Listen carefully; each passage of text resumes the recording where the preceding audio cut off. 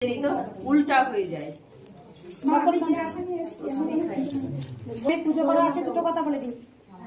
পুজো করার আগে আমি দুটো কথা বলি, যেটা হচ্ছে মায়ের মহামন্ত্র জয় কৃষ্ণকালী মায়ের জয়। এই আমার দুটো কথা, দুটো, বেশি কথা আমরা বলবো না, দুটো কথা। এক হচ্ছে জয় কৃষ্ণকালী মায়ের জয়, মহামন্ত্র জপ করতে হবে।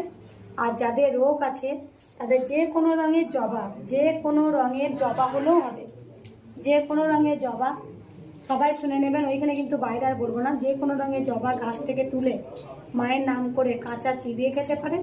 আর যাদের এই যে কাশি হচ্ছে, পুরো হাঁপানি টানের মতো হচ্ছে, 1 কাপ জলে ফোটাতে হবে। ফুটিয়ে 1 কাপ জলে ফুটিয়ে, চা যেমন ছেঁকে জলটাকে খাওয়া হয় সেরকম করে ছেঁকে ফেলে দিয়ে জলটাকে খেতে হবে।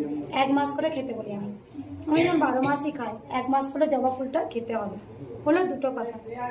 আর একটা কথা শোনাবো, বন্ধ কর।